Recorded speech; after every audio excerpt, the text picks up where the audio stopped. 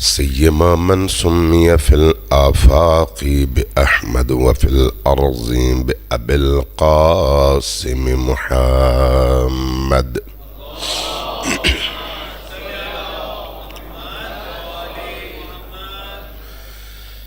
والصلاة والسلام على أولاده الطيبين الطاهرين المعصومين الميامين، واللعنة الدائمة على أعدائهم أجمعين من يوم عداوتهم إلى قيام يوم الدين.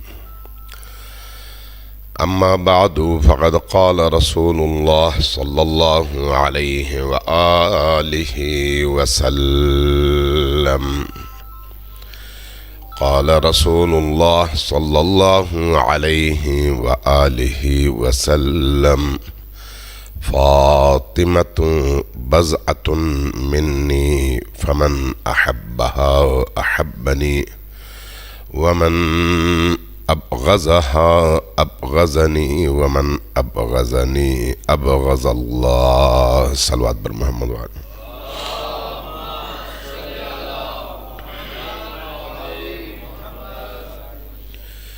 ایک دفعہ پھر صلوات بجیے بر محمد وعلى محمد.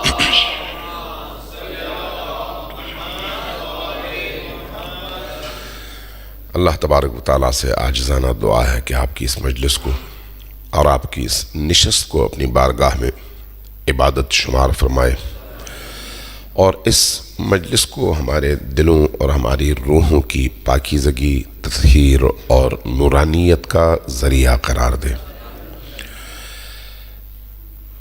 موضوع آپ کے علم میں ہے، خود فاطمۃ الزہرا سلام اللہ علیہا کی شناخت اور ان کا مقام ہے.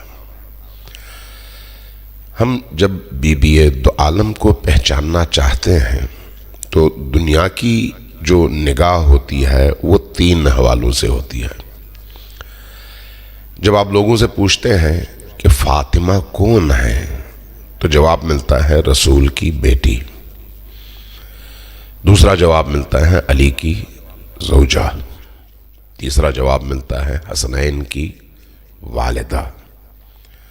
کیا فاطمہ کا تعارف نبی کی بیٹی ہونا ہے، یا علی کی زوجہ ہونا ہے، یا حسنین کی مادر گرامی ہونا ہے؟ کیا اس تعارف کے ساتھ ہم بی بی دو عالم کے تعارف کا حق اور شناخت کا حق ادا کر پاتے ہیں یا نہیں؟ یہ وہ موضوع ہے جس پر کم از کم ایک ایسے فرد کا جو علی کی ولایت پر ایمان رکھتا ہے، جو اہل البیت علیہم السلام کی معرفت حاصل کرنا چاہتا ہے، اس کو غور کرنے کی ضرورت ہے. اس میں کوئی شک نہیں کہ نبی کی بیٹی ہونا ایک بہت بڑی فضیلت ہے. رسول اللہ کی بیٹی ہیں، بہت بڑی فضیلت ہے. اس میں بھی کوئی شک نہیں کہ علی جیسی ہستی کی زوجہ ہونا، جن کے بارے میں احادیث کہتی ہیں کہ اگر علی نہ ہوتے تو فاطمہ کے لیے کوئی کفو نہیں ہوتا. لم یکن لہا کفوا احد.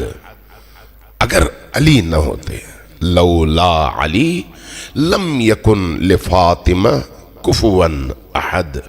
اگر علی نہ ہوتے تو فاطمہ کے لیے کوئی کفو اور کوئی ان کا ہمسر نہ ہوتا. اس میں بھی کوئی شک نہیں ہے. لیکن فاطمہ کا تعارف یہ نہیں ہے، فاطمہ کا مقام یہ نہیں ہے. یہ ہے لیکن یہ نہیں ہے. یہ ہے جزئی طور پر ایک پہلو کے حوالے سے. شناخت کے بہت سارے پہلو ہوتے ہیں. ان پہلوؤں میں سے ایک پہلو نبی کی بیٹی ہونا ہے، درست ہے. ایک پہلو علی کی زوجہ ہونا ہے، درست ہے. ایک پہلو حسنین کی مادر ہونا ہے، درست ہے. لیکن فاطمہ یہ نہیں ہے. فاطمہ کچھ اور ہے.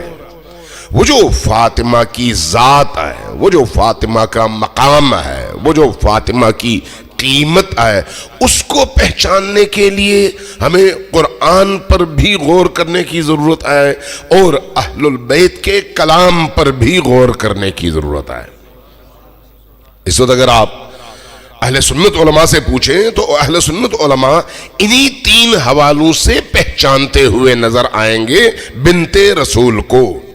لیکن تشیع اور دیگر مکاتب میں اگر کوئی فرق ہے تو وہ بعض عقائد کے علاوہ ایک جو بنیادی فرق ہے وہ یہ ہے کہ تشیع روح دین سے آشنائی کا نام ہے، اور روح دین میں فاطمہ سے بڑھ کر روح دین اور کوئی ہے ہی نہیں۔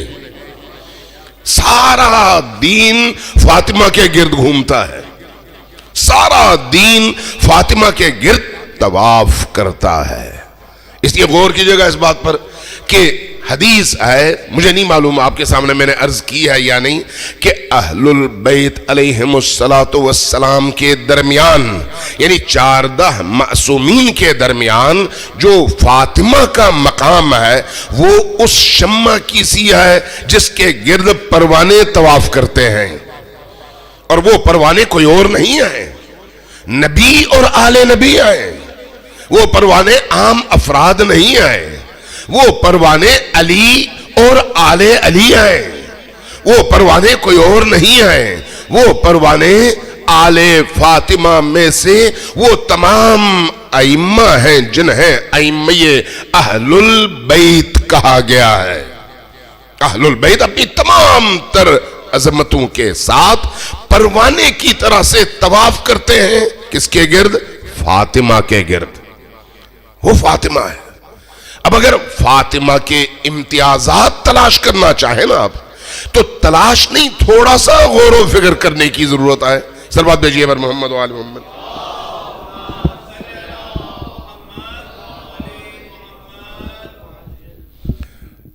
ایک دفعہ پھر ذرا صلوات بھیجیے بر محمد و آل محمد۔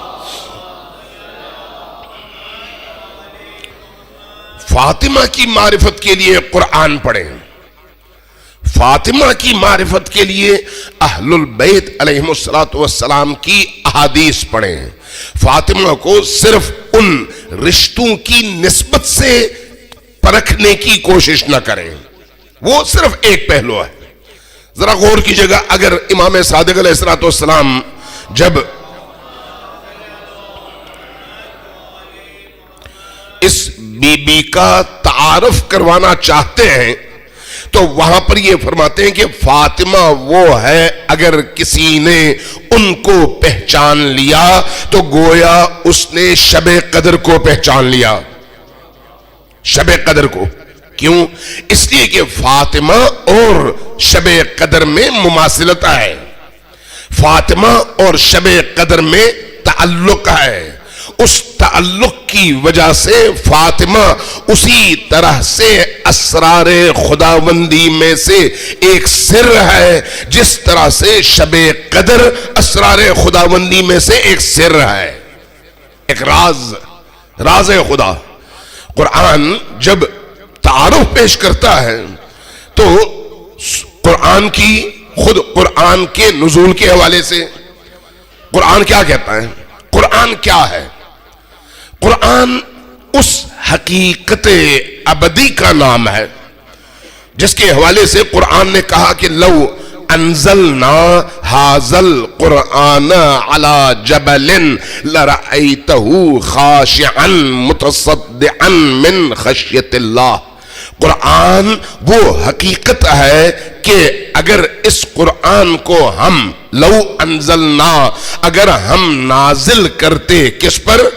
علی جبل، اگر کسی بہت بڑے پہاڑ پر، لو انزلنا ھذا القرآن علی جبل، اگر ہم اس پہاڑ پر نازل کرتے لرأیتہ خاشعا متصدعا من خشیت اللہ، تم دیکھتے کہ اس قرآن کے ہیبت، اس قرآن کی عظمت اور اس قرآن کی معنوی اس مقام کی وجہ سے وہ پہاڑ اس ہیبت کے زور اور وزن تلے پس کر ریزہ ریزہ ہو جاتا لیکن قرآن کا وزن اٹھا نہ پاتا. یہ قرآن کہتا ہے، حدیث نہیں آئی ہے. لو انزلنا هذا القرآن على جبل لرأيته خاشعا متصدعا من خشیت اللہ، یعنی خشیت خدا کی وجہ سے پہاڑ ریزہ ریزہ ہو جاتا. یہ قرآن تو آپ سب کے گھروں میں ہے، آپ کا گھر تو ریزہ ریزہ نہیں ہوا. جن لوگوں نے حفظ کیا ان کے دل تو ریزہ ریزہ نہیں ہوئے. جن صفوں پر یہ قرآن لکھا گیا وہ صفحے تو ریزہ ریزہ نہیں ہوئے. کیوں؟ اس میں کوئی شک نہیں کہ جو کچھ قرآن کی صورت میں ہمارے سامنے ہے وہ اللہ کا کلام ہے، لیکن اس کی دو حیثیتیں ہیں. ایک اس کی ظاہری حیثیت جس میں حروف ہیں الف سے لے کر یا تک، اور انہی حروف سے الفاظ بنتے ہیں، اور انہی الفاظ سے آیتیں تشکیل پاتی ہیں، انہی آیات سے سورتیں تشکیل پاتی ہیں، انہی سورتوں سے قرآن تشکیل پاتا ہے، اور یہ ہے اس کا ظاہر. اور جب آپ پرنٹ کرنا چاہتے ہیں تو اچھے یا برے کاغذ پر آپ پرنٹ کرتے ہیں، اور آپ کے سامنے ما بین الدفتین، ان دو جلدوں کے درمیان یہ قرآن آپ کے سامنے ہوتا ہے. لیکن قرآن کی حقیقت نہیں ہوتی، قرآن کی صورت ہوتی ہے، قرآن کے لفظ ہوتے ہیں، قرآن کے حروف ہوتے ہیں. ان حروف کو گدھا بھی اٹھا سکتا ہے، گھوڑا بھی اٹھا سکتا ہے، انسان بھی اٹھا سکتا ہے. ان حروف کی بات نہیں ہو رہی، بات ہو رہی ہے حقیقت قرآن کی. تو اگر قرآن اتنا عظیم اللہ کی طرف سے تحفہ ہے تو اس قرآن کی حیثیت کیا ہے؟ جب نبی کریم صلی اللہ علیہ وآلہ وسلم اس قرآن کو امت کے سپرد کر کے واپس جا رہے ہیں تو وصیت کر کے جا رہے ہیں کہ اب اس قرآن کو مضبوطی سے تھامنا. لیکن اس قرآن کو مضبوطی سے تھامنے کا مطلب کیا ہے؟ جب رسول کریم نے فرمایا کہ انی تارکن فیکم الثقلین کتاب اللہ وعطرتی ما ان تمسکتم بہما لن تضلوا بعدی ابدا، تو اس میں یہ جو قرآن والا پورشن ہے اس کو بیان کرنے کا مطلب کیا ہے؟ مطلب یہ ہے کہ ایک طرف اللہ نے اس کے حروف، اس کے الفاظ، اس کی آیات اور اس کی صورتوں کی حفاظت کی قسم کھائی ہے کہ ان حروف میں کوئی تبدیلی نہیں ہوگی، ان الفاظ میں کوئی تبدیلی نہیں ہوگی، ان صورتوں میں آیتوں میں کوئی تبدیلی نہیں ہوگی.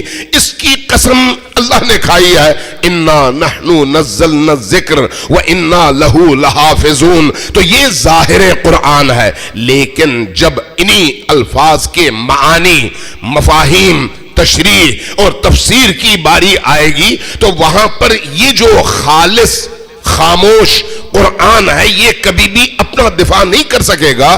اس کو ایک ایسے محافظ کی ضرورت ہے جو خود اس پڑھی ہے. وہ امام نہیں ہے، وہ نبی نہیں ہے، تو پھر کون ہے؟ ایک ایسی ہستی جو امام نہیں ہے، ایک ایسی ہستی جو اللہ کے پیغمبر نہیں ہے، لیکن ان کا مقام اتنا بلند ہے، اتنا بلند ہے کہ نبی اور امام کی برابری میں بھی ہے، اور کچھ مقامات پر انہی ائمہ سے برتر بھی ثابت ہوتی ہے. وہ مقام ہے. اب اس مقام کو آپ صرف ان تین رشتوں کے زاویوں سے کبھی بھی نہیں سمجھ سکتے. چونکہ نہیں سمجھ سکتے اس لیے اللہ نے قرآن میں اور اہل البیت نے اپنی احادیث میں اس مقام کو ہمارے فہم کے مطابق بیان کرنے کی کوشش کیا ہے. لہذا جب ہم امام صادق علیہ السلام سے سنتے ہیں کہ فرمایا اگر کسی نے فاطمہ کو سمجھا تو اس نے لیلۃ القدر کو سمجھا، تو لہذا چونکہ لیلۃ القدر کو سمجھنا بشر کی طاقت سے ماورا ہے اور انسان من حیث انسان لیلۃ القدر کو سمجھ نہیں سکتا، اس لیے فاطمہ کو بھی نہیں سمجھ سکتا. اب لیلۃ القدر کیا ہے؟ لیلۃ القدر کیا ہے؟ لیلۃ القدر اس عالم میں ایک رات جو نزول قرآن کا ظرف ہے، نزول قرآن کا برتن ہے. نزول قرآن دو طرح کے ظرف اس کو چاہیے، ایک ظرف زمان اور ایک ظرف مکان. ظرف زمان کے لحاظ سے لیلۃ القدر ظرف زمان ہے نزول قرآن کے لیے، اور ظرف مکان کے لحاظ سے قلب پیغمبر ظرف مکان ہے نزول قرآن کے لیے. اس قلب نبی پر اس شب قدر میں جس قرآن کو، جس کلام کو نازل کیا گیا، وہ ہے اللہ کی وہ وحی جو تا قیام قیامت عالم بشریت کے لیے ہدایت کا سبب ہے. اب ذرا انہی آیات پر غور کیجئے گا. انا انزلناہ فی لیلۃ القدر. یہاں پر بریکٹس میں ایک بات کی وضاحت بھی کر دوں، آپ کو پتا ہے لیکن پھر بھی میں وضاحت کر دوں کہ ہم عام طور پر کہتے ہیں کہ قرآن تو غار حرا میں جس کا آغاز ہوا تو آخری جو آیات اتری وہ غدیر کے بعد اتری تو 23 سال کے عرصے میں نازل ہوا. جب 23 سال کے عرصے میں نازل ہوا تو یہ شب قدر میں نزول کا مطلب کیا ہے کہ شب قدر میں انا انزلناہ فی لیلۃ القدر؟ تو جواب واضح ہے کہ قرآن کریم کے نزول کی دو صورتیں ہیں. ایک صورت تدریجی ہے اور ایک صورت دفعی ہے. وہ جو تدریجی نزول ہے وہ بعثت کے اعلان کے موقع پر اللہ نے پہلی آیات نبی کریم کے قلب مبارک پر اقرأ بسم ربک الذی خلق کہہ کر نازل فرمائی. وہ پہلی آیات ہیں جو نازل ہوئیں. لیکن یہ ہے تدریجی نزول، اور اس تدریجی نزول کا آغاز 27 رجب کو ہوا ہے. 27 رجب کو، اس لیے 27 رجب کو آپ کیا کہتے ہیں؟ روز بعثت. بعثت کے موقع پر لہذا مستحب ہے کہ آپ روزہ رکھیں، مستحب ہے نمازیں پڑھیں، مستحب ہے اللہ کی بارگاہ میں شکر بجا لائیں، اس لیے کہ اللہ نے اپنی سب سے بڑی نعمت اس نبی کی صورت میں اس انسان اور عالم انسانیت کے سامنے وہ نعمت پیش فرمائی ہے. اس لیے اس کو ہم کہتے ہیں روز بعثت، بعثت نبوی. لیکن وہ وحی الہی کے نزول کا پہلا دن ہے دفعی حوالے سے.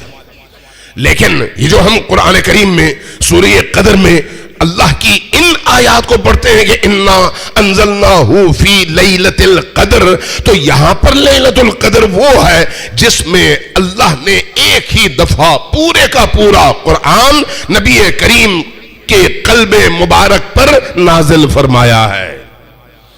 اب ذرا آگے بڑھیے.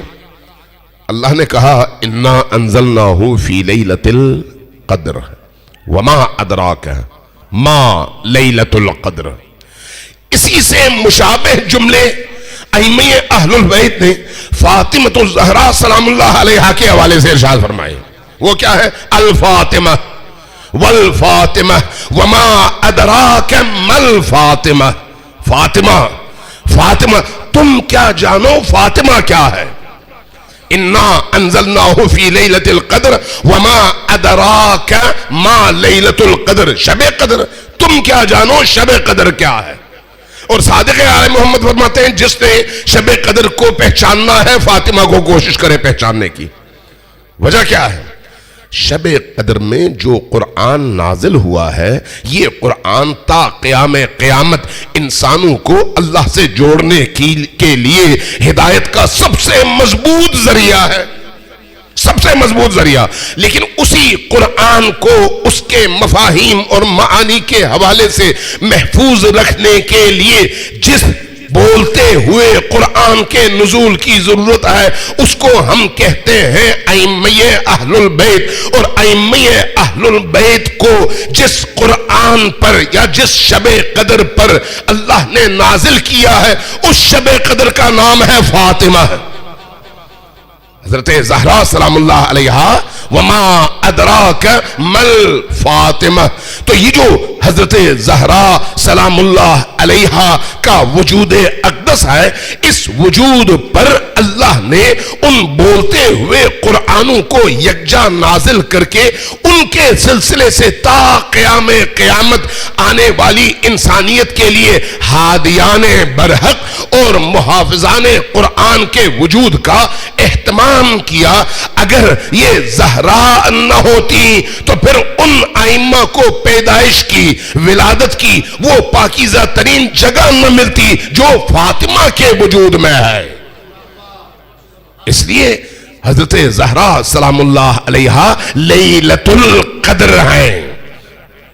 ایک وہ ظرف زمان ہے اور دوسرا ظرف مکان ہے۔ ایک دفعہ پھر ایک اور نقطہ عرض کروں، صلوات بھیجیے بر محمد و آل محمد۔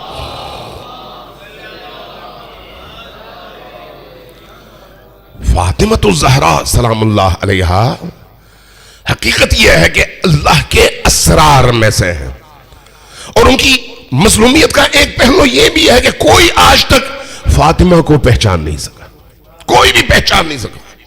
ہاں ائمہ الگ بات ہے، لیکن ائمہ کے علاوہ اگر کوئی پہچاننے کی کوشش کرے تو جتنا بھی کوشش کرے گا اس سمندر میں غوطے کھائے گا، لیکن اس کن ہے معرفت فاطمی تک پہنچنا محال ہے۔ محال کیوں؟ اس لیے کہ اللہ نے اس بی بی کے لیے جو اہتمام کیا ہے وہ کہیں اور آپ کو نظر نہیں آتا۔ حیرت ہوگی جب آپ یہ سوچیں گے اور یہ سنیں گے، نبی کریم تو ان سے بڑے ہیں، ان کے والد ہیں، امیر المومنین ان کے شوہر ہیں، امام ہیں، ولی ہیں، خلیفۃ اللہ فی الارض ہیں، تو کیا مسئلہ ہے کہ کیسے ان کے لیے خاص اہتمام ہے اور باقیوں کے لیے نہیں ہے؟ تھوڑی دیر کے لیے غور کیجئے گا، آپ ذرا اپنی ذہنی یکسوئی کے ساتھ ان جملوں پر ذرا غور کیجئے گا۔ نبی کریم صلی اللہ علیہ وآلہ وسلم حضرت عبداللہ علیہ السلام کے فرزند ہیں، اور حضرت عبداللہ کس کے فرزند ہیں؟ حضرت عبد المطلب کے۔ امیر المؤمنین کس کے فرزند ہیں؟ حضرت ابو طالب کے۔ حضرت ابو طالب کس کے فرزند ہیں؟ حضرت عبد المطلب کے۔ یعنی حضرت عبد المطلب پر جا کر یہ دونوں ایک ہو جاتے ہیں، ایسا ہی ہے۔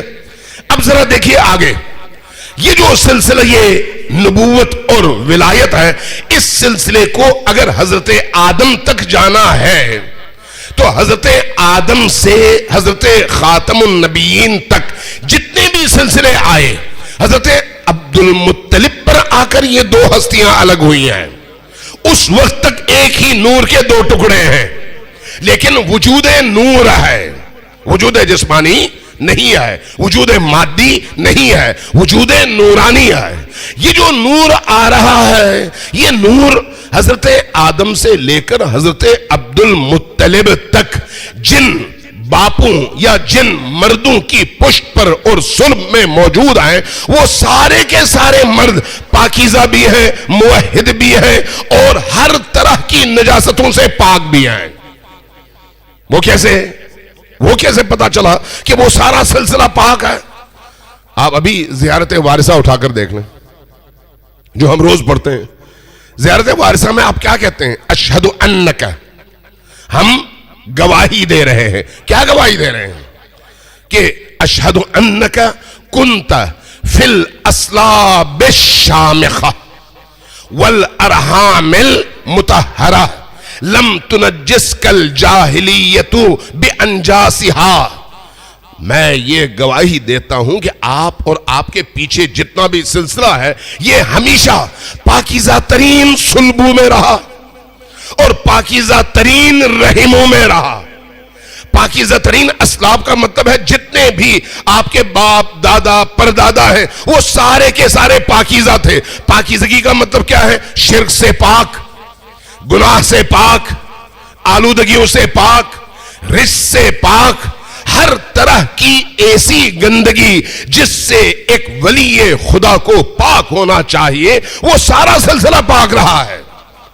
اشہد انک کنت فی الاصلاب الشامخہ والارحام المطہرہ، اور ارحام بھی مطہرہ رہی ہیں۔ ارحام مطہرہ کا کیا مطلب ہے؟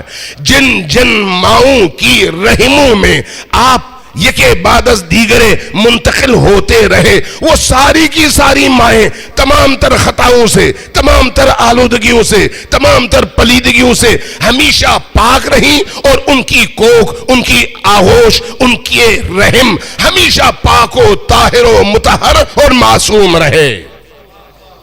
یہ آپ زیارت وارثہ میں پڑھتے ہیں۔ اس زیارت وارثہ میں یہ جو آپ پڑھتے ہیں، اب اس پر ذرا غور کیجیے، اس میں کون لوگ ہیں؟ امیر المومنین اور نبی کریم۔ نبی کریم پہلے، امیر المومنین بعد میں۔ اب ذرا دیکھیے کہ یہ انوار تو ادھر سے ہیں، حضرت فاطمہ الزہرا سلام اللہ علیہا کہاں سے ہیں؟ امام صادق علیہ السلام کی حدیث میں دیکھ رہا تھا، بہار میں ہے، عجیب حدیث ہے۔ فرمایا کہ اللہ نے جب فاطمہ کو خلق فرمایا تو یہ اعلان کیا کہ میں اپنے نور میں سے فاطمہ کو خلق کر رہا ہوں۔ اگرچہ نبی کریم بھی انوار خدا میں سے ان کی تخلیق ہوئی ہے، اور اسی وہ جو حدیث ہے شیعہ اور سنی دونوں میں مشترک، اور آپ نے بارہا سنی ہے کہ نبی کریم نے فرمایا کہ اول ما خلق اللہ نوری، سب سے پہلے جو نور خلق کیا گیا وہ میرا نور تھا، کہ اللہ نے میرے نور کو خلق فرمایا۔ اس کے بعد فرمایا کہ انا وعلی من نور واحد، میں اور علی اسی ایک ہی نور کے دو ٹکڑے ہیں۔ لیکن ان انوار کو اللہ نے عالم ذر سے آدم کی پشت اور آدم کی پشت سے تمام انبیاء سے گزار کر حضرت عبد المطلب تک ان تمام ہستیوں سے گزار کر حضرت ابو طالب اور حضرت عبداللہ میں تقسیم کیا ہے۔ پیچھے یہ سلسلہ ہے۔ لیکن جب آپ حضرت زہرا سلام اللہ علیہا کی بات کرتے ہیں تو یہ بڑی عجیب ہے۔ وہ کیسے؟ حدیث کہتی ہے کہ امام صادق علیہ السلام نے فرمایا کہ جب اللہ نے فاطمہ کی تخلیق کا ارادہ فرمایا تو فاطمہ کو اپنے نور سے خلق فرمایا اور رکھا، اور جب نبی کریم اس دنیا میں آئے، حضرت خدیجہ سے شادی ہوئی، ایک عرصہ زندگی کا گزرا تو اچانک وحی آئی۔ وہ وحی کیا ہے؟ اے رسول، اب آپ باقی تمام لوگوں سے الگ ہو کر خلوت میں کچھ عرصہ گزاریے۔ یہ جو خلوت میں ہم عرصہ گزارتے ہیں یہ کیا ہے؟ نبی کریم نے اس کو اعتکاف کا نام دیا ہے۔ آپ جو مسجد میں بیٹھتے ہیں خلوت میں، وہ کیا کرتے ہیں؟ آپ مسجد میں جب آپ بیٹھتے ہیں تو تمام دنیا والوں سے کٹ کر بیٹھتے ہیں، پھر وہاں پر آپ دنیا کی باتیں نہیں کرتے، تجارت کی باتیں نہیں کرتے، بیوی بچوں کی باتیں نہیں کرتے۔ آپ کا جو سارے کا سارا رابطہ ہوتا ہے وہ خدا سے ہوتا ہے، قرآن سے ہوتا ہے، دعا سے ہوتا ہے، آپ خود روزے سے ہوتے ہیں۔ یعنی یہ جو اعتکاف میں جتنا ٹائم آپ گزارتے ہیں وہ ٹائم سارے کا سارا آپ خلوت میں، مسجد میں، اللہ کے گھر میں گزارتے ہیں، اور اس دوران میں آپ باہر نکلنے کی آپ کو اجازت نہیں ہوتی۔ مسجد کے حدود سے، اس پاکیزہ حدود سے آپ کو باہر نکلنے کی اجازت نہیں ہوتی۔ ہاں جب ضرورت پڑے، مثلا رفع حاجت کے لیے، وضو کے لیے، جو مسجد میں ممکن نہیں ہے اس کے لیے آپ مجبوراً جاتے ہیں، ورنہ اس میں بھی حکم یہ ہے کہ فوراً جیسے ہی آپ کی ضرورت پوری ہو جائے فوراً واپس پلٹیں اور اسی جگہ بیٹھیں جہاں پر آپ پہلے موجود تھے۔ یہ سب کچھ کیوں ہے؟ یہ اہتمام کیوں ہے؟ تاکہ آپ پاک ہو سکیں، تاکہ آپ کے دل کے اندر موجود میل ختم ہو جائے، تاکہ آپ کے اندر کی گندگی ختم ہو جائے۔ نبی کریم صلی اللہ علیہ وآلہ وسلم تو معصوم ہے۔ نبی کریم صاحب عصمت کبریٰ ہیں۔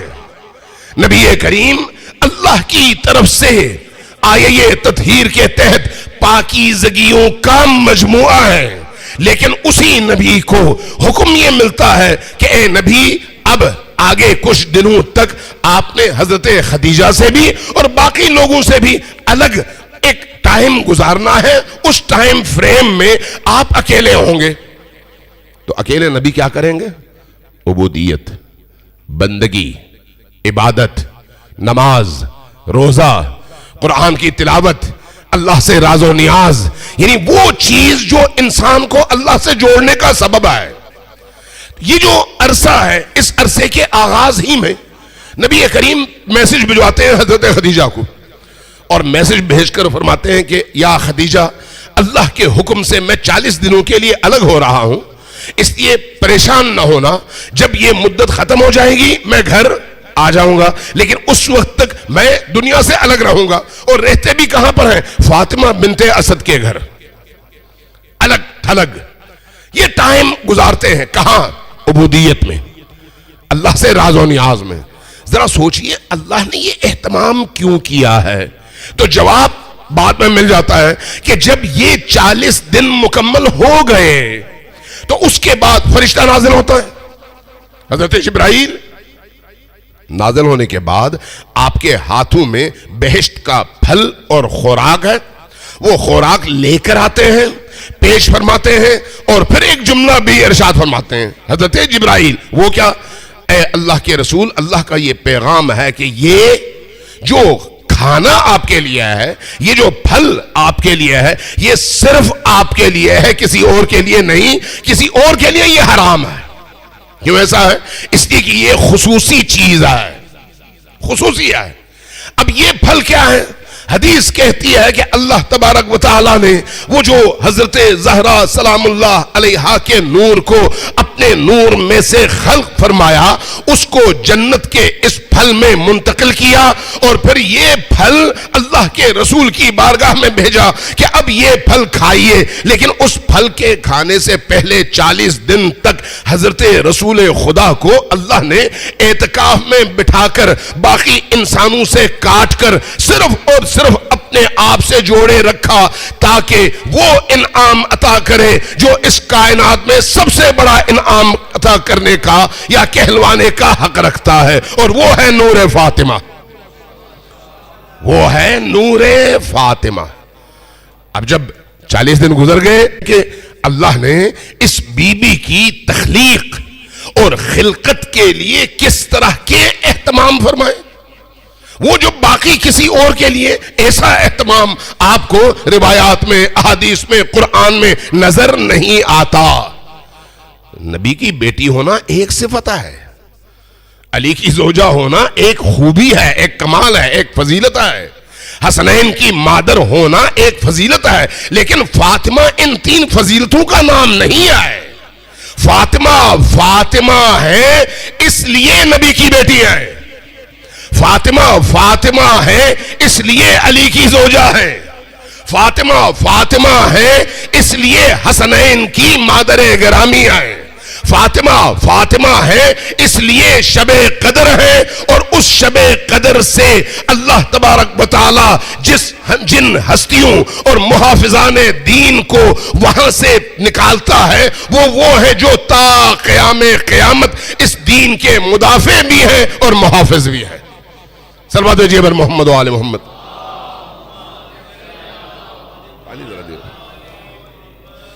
آپ کی صلوات کی آواز بڑی دھیمی ہے، ذرا سب مل کر دل سے اور محبت کے ساتھ وعجل فرجہم کے ساتھ درود بھیجیں بر محمد و آل محمد۔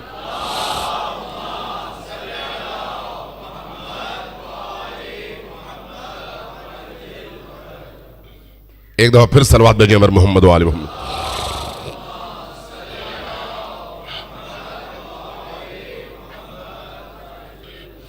عزیزان گرامی، جو خصوصیات فاطمۃ الزہرا سلام اللہ علیہا کی ہیں آپ کو کسی اور میں نظر نہیں آتی۔ کبھی ہم نے اس حوالے سے غور کیا؟ یہی جو خصوصیت ابھی آپ کے سامنے بیان کیا کسی اور میں نہیں آئے۔ دوسری خصوصیت اور کیجئے گا، صلوات آپ پڑھتے ہیں، ابھی جیسے آپ نے صلوات پڑھی، جتنی بھی صلوات کی عبارتیں، درود کی عبارتیں، ان اللہ و ملائکتہ یصلون علی النبی یا ایھا الذین آمنوا صلوا علیہ وسلموا تسلیما کے ضمن میں نبی کریم سے اور نبی کریم کی آل سے منقول ہے، اس میں محور اور مرکز کس کی ذات ہے؟ نبی کریم کی ذات۔ اللہم صلی علی محمد و آل محمد، یا اللہم صلی علی محمد وعلى آل محمد كما صليت على ابراہیم وعلى آل ابراہیم انك حمید مجید۔ محور اور مرکز نبی کی ذات ہے۔ کہیں کوئی صلوات، کہیں کوئی درود آپ کو ایسا نظر نہیں آتا جس میں نبی کے علاوہ کسی اور کو اس درود میں محور اور مرکز بنایا گیا ہو۔ لیکن دو جگہ آپ کو فاطمۃ الزہرا اس درود اور صلوات کا مرکز نظر آتی ہیں، اور فاطمہ کے ذریعے سے آپ باقی ان ہستیوں کی معرفت حاصل کرتے ہیں، ایک آپ حدیث کساء میں اور ایک درود فاطمی میں۔ امیر المومنین کا آپ کو نظر نہیں آتا، باقی ائمہ کا آپ کو نظر نہیں آتا، ہاں آپ خود بنانا چاہیں اور بات ہے، لیکن خود معصوم سے مروی ہو، نبی سے مروی ہو، آل نبی ائمہ اہل البیت سے مروی ہو، آپ کو کہیں نظر نہیں آتا۔ لیکن حدیث کساء میں جب کہا جاتا ہے کہ یہ کون ہے، جواب ملتا ہے ہم فاطمۃ و ابوہا و بعلہا و بنوہا، یہ مرکز فاطمہ ہے اور یہ ان کے والد گرامی ہے، یہ ان کے شوہر نامدار ہیں اور یہ ان کے فرزندان اعلیٰ اور عظیم ہیں۔ محور کون ہے؟ فاطمہ۔ شناخت کا ذریعہ کون ہے؟ فاطمۃ الزہرا سلام اللہ علیہا۔ اور دوسری طرف نہیں، صلوات اس طرح نہیں، صلوات بھیجیں تو پھر اونچی آواز سے بھیجیں۔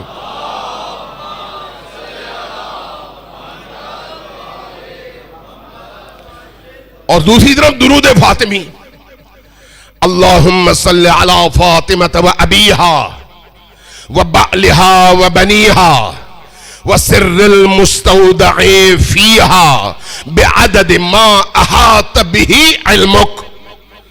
کوئی ایسی صلوات آپ کو کسی اور امام کے حوالے سے نظر نہیں آتی، صرف اور صرف مخصوص ہے اس ایک ذات سے جس کو ہم فاطمۃ الزہرا کہتے ہیں۔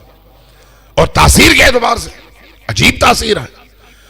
حضرت فاطمۃ الزہرا کے نام کا عدد جو ہے 530 ہے، 530، اور روایات ہیں اور بعض بزرگوں کی سیرت ہے، کہتے ہیں کہ اگر کوئی شخص کسی بھی مشکل میں ہو، کسی بھی مشکل میں، اور اس کے سامنے اس مشکل سے نکلنے کا کوئی دروازہ موجود نہ ہو، تو ایک نشست میں پوری توجہ کے ساتھ، یکسوئی کے ساتھ توجہ اللہ کی طرف، توجہ اللہ کی اس کنیز اور خلقت عظیم کی طرف جس کو ام الائمہ اور ام ابیہا کہا گیا ہے، فاطمۃ الزہرا سلام اللہ علیہا، ان کی طرف توجہ دے اور 530 بار بیٹھ کر توجہ سے قبلہ رخ ہو کر پاکیزگی کے ساتھ اور کمال یکسوئی کے ساتھ 530 بار پڑھیں، اللہم صلی علی فاطمۃ و ابیہا و بعلہا و بنیہا و سر المستودع فیہا بعدد ما احاط بہ علمک، تو آپ کی اس مشکل کے حل کا دروازہ اس طرح سے کھلتا ہے کہ گویا آپ کسی مشکل میں تھے ہی نہیں۔ یہ درود کہاں سے ہے؟ نبی سے۔ کہاں سے ہے؟ آل نبی سے، اہل البیت سے۔ یہاں پر امیر المومنین کے حوالے سے ایسا کوئی درود آپ کو ملتا نہیں ہے، کوئی ایسی صلوات آپ کو ملتی نہیں ہے، امام حسن کے حوالے سے نہیں ملتی، امام حسین کے حوالے سے نہیں ملتی، مخصوص ہے فاطمۃ الزہرا سلام اللہ علیہا۔ اور ایک اور خصوصیت بڑی عجیب ہے، بڑی عجیب، اس کائنات کی تاریخ میں قرآن نے جو کچھ بیان کیا، کائنات کی تاریخ میں، انسان کی تاریخ میں، وہ یہ ہے کہ قرآن نے کہا کہ فرشتہ، اور بعض روایات میں خود جبرائیل علیہ السلام اس عالم میں اگر کسی خاتون پر اترا ہے تو وہ خاتون حضرت مریم ہے۔ قرآن میں اس کا تذکرہ ہے اور تفصیل سے ہے۔ ایک ہی دفعہ اترا، وَبَشَرًا سَوِيًّا، ایک خوبصورت بشر کی صورت میں اترا، اور حضرت عیسیٰ علیہ السلام کی نبی دی، تو گویا حضرت جبرائیل اللہ کی طرف سے پہلی دفعہ اور آخری دفعہ اگر کسی خاتون پر اترا ہے تو وہ حضرت مریم علیہ السلام ہے، ایک ہی خاتون۔ لیکن جب نبی کی بیٹی ام ابیہا، اور وہ ہستی جو سیدۃ النساء العالمین ہے، اس ہستی کی باری آتی ہے تو اصول کافی کی حدیث ہے، اور امام خمینی رحمت اللہ علیہ رضوان اللہ تعالی علیہ بار بار جب کبھی حضرت زہرا سلام اللہ علیہا کا تذکرہ ہوتا تو یہ جملہ ارشاد فرمایا کرتے تھے اور حوالہ دیتے تھے اصول کافی میں حدیث ہے کہ وہ عرصہ شاید 40 دن، جو مجھے یاد پڑتا ہے شاید 40 دن، جبرائیل حضرت مریم پر ایک ہی دفعہ اترا، لیکن حضرت زہرا سلام اللہ علیہا پر اس عرصے میں 70 بار اترا، 70 بار اللہ کا پیغام لے کر اترا، شریعت لے کر نہیں۔ شریعت ختم ہو گئی، شریعت مکمل ہو گئی، شریعت لے کر نہیں اترا، دین لے کر نہیں اترا، بلکہ 2 مقاصد آپ کو نظر آتے ہیں جب آپ احادیث پڑھتے ہیں۔ ایک یہ کہ حضرت فاطمہ الزہرا سلام اللہ علیہا کی تنہائیوں کا مرہم بنے اور اللہ کے کلام کے ذریعے سے حضرت فاطمہ کو حوصلہ دے اور ان کے دردوں کی دوا بنے، پہلا مقصد۔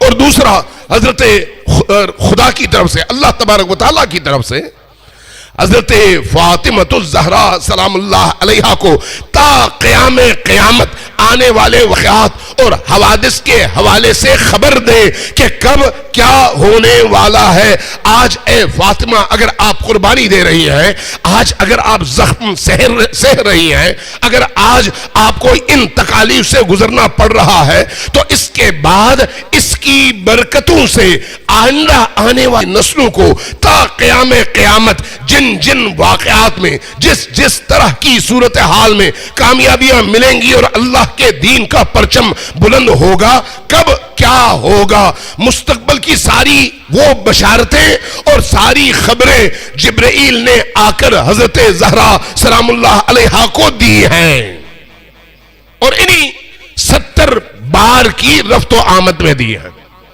اور جب جبرائیل آتے بیان فرماتے تو زہرا سلام اللہ علیہا سنتی بولتی، ادھر سے سنتی ادھر سے بیان فرماتی۔ جب بی بی بیان فرماتی، امیر المؤمنین کاغذ قلم لے کر بیٹھتے اور اس کو لکھتے، کاغذ اور قلم لیتے اور اس کو لکھتے۔ یہ جو لکھا ہوا متن ہے، لکھا ہوا متن جو کہ حضرت جبرائیل کی طرف سے فاطمہ پر نازل ہوا اور فاطمہ کی زبان اقدس سے امیر المؤمنین نے سنا اور اس کو لکھا، آج صحیفہ فاطمیہ کے نام سے ہماری احادیث کی کتابوں میں اس کا تذکرہ موجود ہے، صحیفہ فاطمیہ کے عنوان سے۔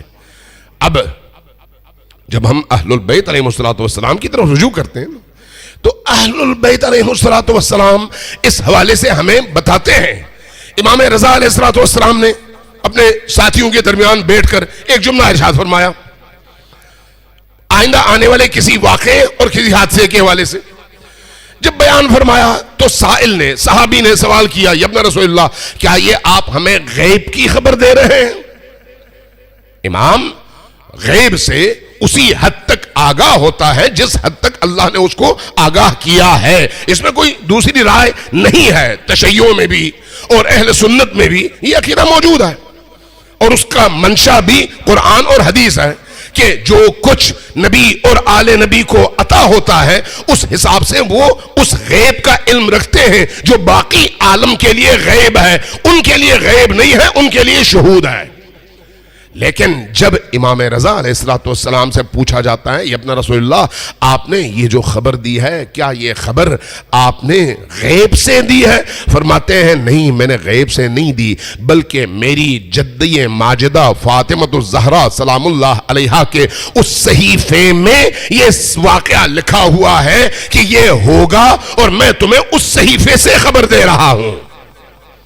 وہ صحیفہ کہاں پر ہے؟ امام وقت کے ہاتھوں میں، امام وقت کے پاس۔ تو فاطمہ الزہرا سلام اللہ علیہا کو پہچاننے کے لیے صرف وہ چند رشتے اور چند نسبتیں کافی نہیں ہیں، یہ بھی کیا کچھ ہم بیان کر رہے ہیں، اتنا جتنا ہمارا فہم اٹھا سکتا ہے، جتنی ہماری محدود فکر ہے، جتنا ہمارا محدود علم ہے، جتنا ہمارا محدود ہماری سوچ ہے، اتنا ہم فاطمہ الزہرا سلام اللہ علیہا کو سمجھ پا رہے ہیں۔ جتنا سمجھ پا رہے ہیں اتنا بیان کر رہے ہیں، آپ بھی اتنا ہی سمجھ پا رہے ہیں، اس لیے کہ ہم محدود ہیں۔ لیکن فاطمہ الزہرا محدود نہیں ہے، ان کی معرفت محدود نہیں آئے. اس لیے ان کو پہچاننے کے لیے اگر قلب پاکیزہ ہو، ذہن پاکیزہ ہو، جتنی پاکیزگی بڑھے گی اتنا زیادہ معرفت حاصل ہوگی. قلب کی پاکیزگی شرط اول ہے. صلوات بھیجیے ایک دفعہ پھر ذرا اونچی آواز سے صلوات بھیجیے بر محمد علیہ وسلم. یا نبی کا فاطمہ الزہرا کے ساتھ ہے، کسی ایک بیٹی کے ساتھ، کسی اور بیٹی کے ساتھ نبی کا ایسا رویہ کسی ایک حدیث میں کہیں پر ذکر ہوا ہے؟ نہیں. کیوں؟ اس لیے کہ فاطمہ خاص ہے. فاطمہ کے مقام کا تعین کوئی اور فرد بشر نہیں کر سکتا.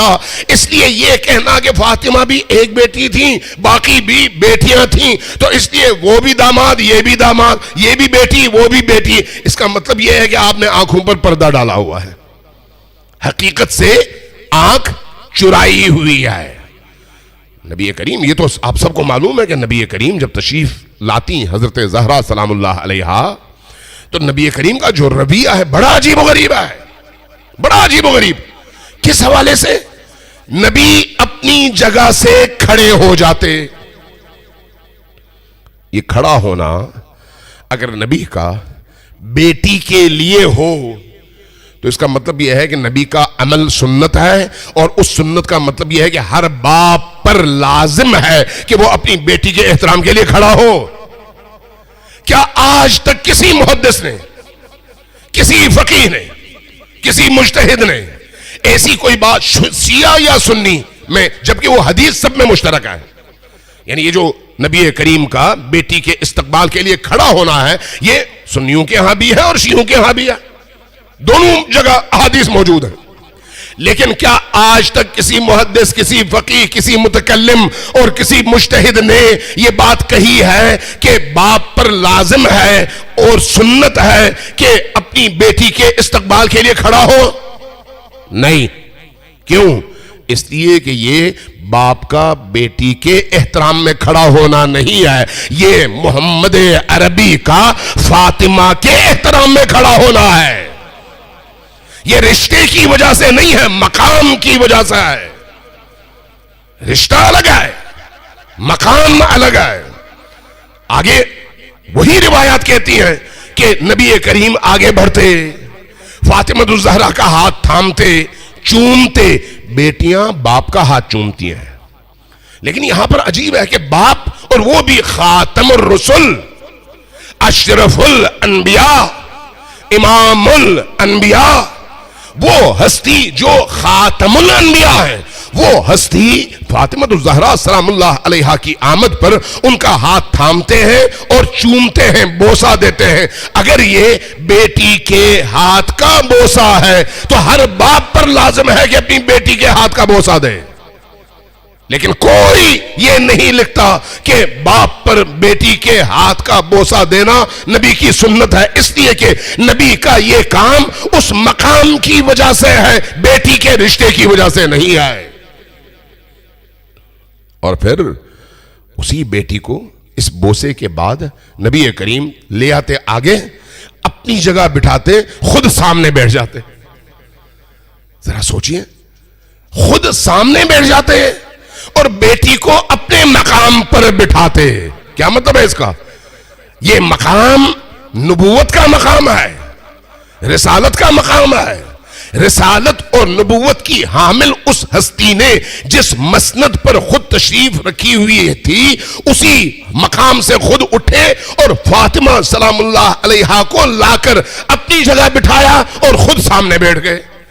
اگر یہ ایک باپ کا بیٹی کے احترام کے لیے ہے تو اس کا مطلب یہ ہے کہ ہر باپ کو یہ چاہیے کہ جیسے ہی بیٹی وارد ہو، کمرے میں آئے، ڈرائنگ روم میں آئے، اس کا استقبال کرے، اٹھے، اس کو لا کر اپنی جگہ بٹھائے اور خود سامنے بیٹھ جائے.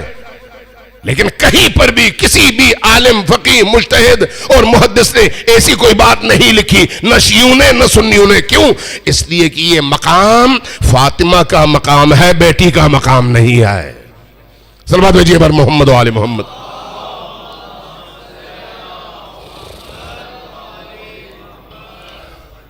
ایک دفعہ پھر ذرا صلوات بھیجیے بر محمد و آل محمد.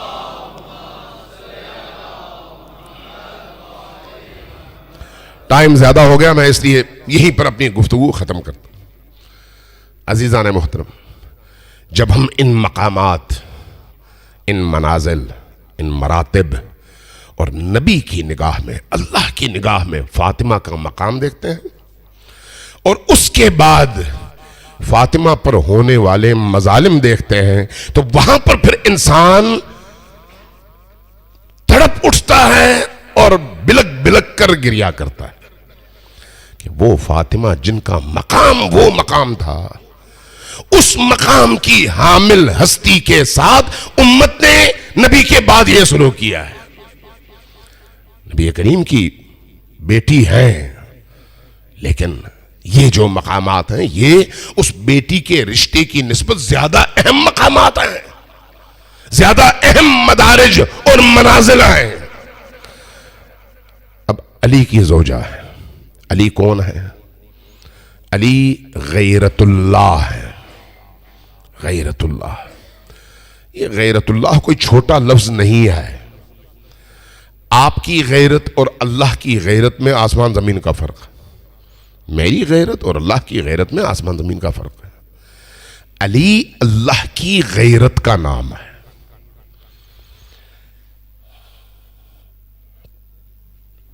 اللہ کی غیرت کا نام، اسی غیرت اللہ نے اپنی نگاہوں کے سامنے اس فاطمہ کو جس طرح سے دیکھا، یہ تحمل کرنا اور برداشت کرنا اسی علی ہی کے لیے زیبا تھا۔ کوئی اور فرد بشر اس مقام پر اس طرح سے برداشت نہیں کر سکتا۔ مظلومیت کربلا کی بھی ہے، مظلومیت مدینہ کی بھی ہے، لیکن کربلا کی مظلومیت کہاں اور مدینہ کی مظلومیت کہاں؟ ہم امام حسین علیہ السلام کی مظلومیت پر سارا سال روتے ہیں، عزاداری کرتے ہیں، مصائب سنتے ہیں، لیکن امام حسین کی مظلومیت کو علی کی مظلومیت کے ساتھ رکھ کر دیکھیں نا، تو آپ کو اندازہ ہو جائے گا کہ کون سی مظلومیت کتنی بھاری اور کتنی سنگین ہے۔ جب امام حسین علیہ السلام میدان کربلا میں اکیلے رہ گئے نا، اور چاروں طرف سے آپ پر پتھر باری اور تیر باری ہوئی، اور آپ اپنے اس زخمی بدن کے ساتھ زمین کربلا پر گرے، تو اس کے بعد اشقیاء کا رخ ہوا خیموں کی طرف۔ علماء نے لکھا ہے کہ جب رخ ہوا اور حسین ابن علی علیہ السلام کو پتا چلا، تو آپ نے ایک ٹوٹے نیزے کا سہارا لیا اور ایک جملہ فرمایا کہ اے ابو سفیان کے پیروکاروں، اگر تم میں غیرت نہیں ہے، اگر تم میں دین نہیں ہے، تو تھوڑی سی غیرت کا مظاہرہ کرو۔ حسین زندہ ہے، حسین کی زندگی میں خیمے کی طرف رخ نہ کرو، حسین کی زندگی میں خیموں کی طرف رخ نہ کرو۔ حسین کی غیرت گوارا نہیں کرتی کہ اس کی نگاہوں کے سامنے خیمے جلے اور بیبیاں باہر آئے۔ حسین کی غیرت یہ گوارا نہیں کرتی۔ اور بعض روایات میں لکھا ہے کہ اہل البیت کی مخدرات نے جب گریہ کرنا شروع کیا کہ یہ اشقیاء آ کر ہم پر حملہ آور ہو رہے ہیں، تو ان کے گریے نے حسین ابن علی کو متاثر کیا، اور حسین ابن علی گریہ کرتے ہوئے فرمانے لگے کہ میں فرزند رسول ہوں اور ابھی زندہ ہوں، جب تک میں زندہ ہوں میری بیوی کو، میرے بچوں کو، میری بہنوں کو، ان چھوٹی چھوٹی بچیوں پر ہاتھ نہ اٹھانا، یہ غیرت حسینی کے خلاف ہے، حسین برداشت نہیں کر سکتا۔ اور کربلا کا واقعہ شاہد ہے کہ جب تک حسین زندہ رہے، حسین کی بہنوں پر کسی کا ہاتھ نہیں اٹھا، اور جب حسین شہید ہو گئے تو اس کے بعد وہ مظالم شروع ہوئے۔ لیکن علی کی مظلومیت دیکھیے، وہ علی جس کے نیام میں ذوالفقار موجود ہے، لیکن اب وہ موقع ایسا آیا کہ علی کی نگاہوں کے سامنے ایک شقی ہاتھ اٹھاتا ہے اور علی برداشت کرنے پر مجبور ہے۔ علی کی نگاہوں کے سامنے ایک شقی ہاتھ اٹھاتا ہے اور درہ پوری طاقت سے نیچے لے کر آتا ہے، اور علی کی زوجہ فاطمہ الزہرا اس درے کی وار اور چوٹ برداشت نہیں کر پاتی اور روتے ہوئے زمین پر گرتی ہیں، لیکن علی برداشت کرنے پر مجبور ہے۔ علی کی نگاہوں کے سامنے جلتا ہوا دروازہ گرتا ہے اور فاطمہ الزہرا سلام اللہ علیہا اس جلتے دروازے کے نیچے سے پکار رہی ہیں، لیکن علی برداشت کرنے پر مجبور ہے۔ غیرت اللہ ہے، لیکن اللہ کی غیرت اس سب سے عظیم مصیبت پر رونے کے علاوہ کچھ نہیں کر سکتی۔ برداشت کرنا حکم خدا ہے اور منتظر ہے کہ اب آگے کیا کرنا ہے، جو اللہ چاہے وہی کرنا۔ علی کی غیرت، علی کا برداشت اور علی کی مظلومیت، اس لیے فاطمہ الزہرا سلام اللہ علیہا اپنا درد بھول جاتی تھی جب علی کی مظلومیت دیکھتی تھی۔ کہتے تھی اے علی، کتنی بڑی مظلومیت ہے کہ آپ جیسا شاہ سوار اور بہادر اس مظلومیت میں ٹائم گزارے، وقت گزارے کہ وہ کر بھی سکے، مار بھی سکے، لیکن مارے نہیں، اس لیے کہ اللہ کے دین کو خطرہ ہے۔ فاطمہ الزہرا وہ مظلومہ ہے، وہ مظلومہ ہے۔ روایات کہتی ہیں کہ جب فاطمہ الزہرا سلام اللہ علیہا کے پہلوئے اقدس پر علی کا ہاتھ جا کر لگا نا، علی کا ہاتھ جا کر لگا، تو اس وقت علی اونچی آواز سے روئے۔ جب اسماء نے پوچھا یا علی آپ رو رہے ہیں؟